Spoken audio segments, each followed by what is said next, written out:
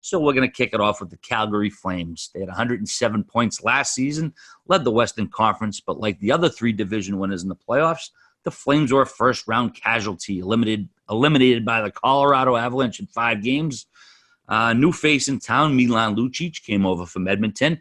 The Flames said goodbye to James, the real deal Neal, and Mike Smith, who went over to Edmonton.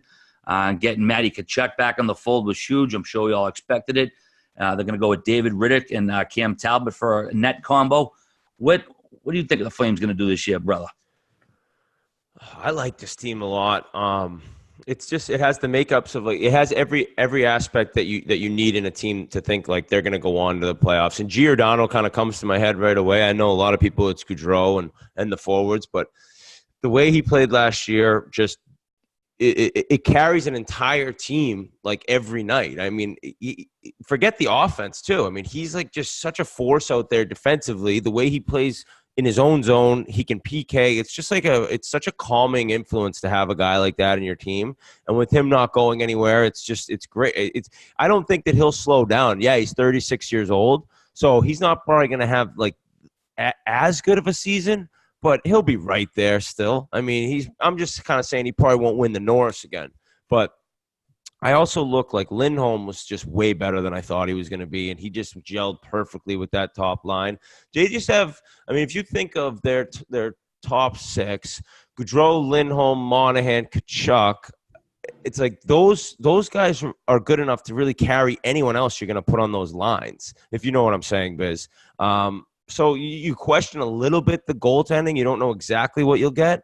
But if Riddick does pan out, I mean, if he doesn't pan out, like, they do have other options. It's just the fact that that's the one question mark when you look at the team. I mean, I don't really like to say this, but I'm going to. They kind of remind me of the new St. Louis Blues. They have such a solid team, just a lot of question marks in net going in. And the one thing last year is they peaked very early. They were not very good. Their offense really dried up after Christmas time. Now, saying that and getting away from being negative, this is a very good hockey team. Solid back end. I think Hamonic's going to come back and have a better year than he was last year. I think Noah Hannafin's going to excel a little bit more. I mean, you just mentioned G. You know exactly what you're getting from him. And then TJ Brody. They can all skate. Their D can skate. Did I say that right? Yeah, TJ Brody. He's a stud on the back end. Now I actually been hearing rumors that they might be moving him. Now I don't know anything about that. Don't mind the move to buy out Stone and then re-sign him, because they did need a little bit of depth on the right hand side defense. So some people were scratching their head at that. I think it was just a good move on the books. As far as their offense, I mean, it's still very solid. I like the addition of Lucic. I know I've been getting hammered online. Oh, yeah, new year, new me kind of thing. I really think he's been working with Adam Oates. I think he's going to be able to chip in offensively and find a nice little spot in that lineup. And as far as I touched on it before I jumped into Lucic, their top 6 looks really good. My only concern is, are they going to burn out again like they did last year? So great team. I got them making the playoffs. What do you think, R.A.? Yeah, it's largely the same team as last year, save for the crease, and that's a huge question mark for me. Talbot was christened the number 1 in Edmonton. He never played like one, had a rough couple of years, and if Riddick isn't ready, I mean, he's only got 67 games played thus far. This team could face an uphill batter early if he struggles early on. Having said that, like I said, it's the same roster up front on D.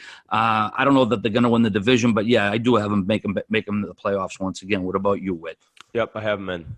Now, last question. Do they have any young guys who might stand out and excel where, oh my God, where the fuck did this guy come from in training camp? Because I find with, these new kids on entry levels, you just never know with the skill level that these kids got coming out of junior. Are you familiar with this kid, Mangiapane? I've heard his name. Well, he's sat out. He thought he was going to get paid more, but he didn't have any arbitration rights. He was restricted, and he was holding out. He was trying to get paid a little bit more, but I think ultimately they were like, "Hey, buddy, if you don't sign for $700 and show up, you're going to fucking sit at home." Because they had a few other meat and potatoes guys at training camp on PTOs. I believe Tobias Reeder was one of them, and I think he's going to make that squad. And then there was one other guy on a PTO who was a meat and potatoes guy, who the name's not coming to mind. No, I'm sorry. I can't think of it. I was just Right. talking. I was just more going to talk about Sam Bennett too. So if you're looking at Oh, guys yeah. like Biz, you're talking about guys to maybe make a step. So we got, I think it was 2 years for $5 million this summer, right? As an extension. And so this is a dude who, I mean, this is a very high draft pick. So in 14, he's a top 5 pick. And he really hasn't panned out offensively like a top 5 pick. But last year, or even the year before he started hitting me, he fought a couple times. So he's changing his game the way we've talked about a bunch of players that are unable to ever do it.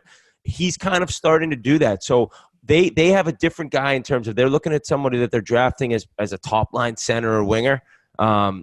Well, now it hasn't really come to that, but let's see what you can do defensively, being a rat and just kind of changing your game. So if he continues to get a little better offensively while also bringing that tangible of being able to just be a pest and also like a motherfucker, then I think that's just another addition for their lineup that could just change things for the better.